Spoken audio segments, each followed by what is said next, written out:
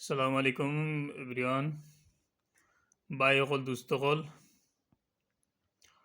অনেকে আল্লাহর কাছে নেক হায়াত দীর্ঘ হায়াত কামনা করে। সেও করে দুনিয়ার স্বার্থে, আর সেও করে দুনিয়ার থাকিয়াও আল্লাহর ইবাদত বন্দী করত। অর্থাৎ তারা ইবাদত বন্দীর প্রকৃত স্বাদ আল্লাহ তারা দিলাইছে, যার কারণে এই কারণে তারা দুনিয়ার নেক হায়াত কামনা করে। হ্যাঁ, বিভিন্ন তাফসিরের গ্রন্থ পাওয়া যায় যে অনেক মানুষে নমাজের এত যে অ্যাটেন্টিভলি ছিল, তারা আল্লাহমুখী ছিল, তো তারা খবরের জগতও তারা দেখা যায় তারা নমাজ ছুটছে না। তা এরকম ঘটনা আমি পাইছি আমি একটা বই।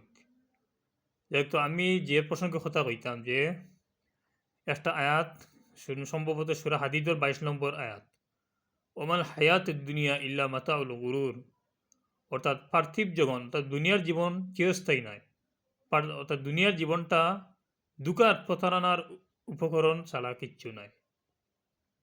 বুঝাইছেন আপনারা? তাই দুনিয়াদারি খরক্কা দিনদারি খরক্কা দুটা কর্তা মুসলমান হিসেবে, কিন্তু দুনিয়ারে ছাড়িয়া দিন নাই আর দিনের ছাড়িয়া দুনিয়া নাই। ওই লগিয়া শেষ কথা। আসসালামু আলাইকুম রহমতুল্লাহ বারাকাতুহু।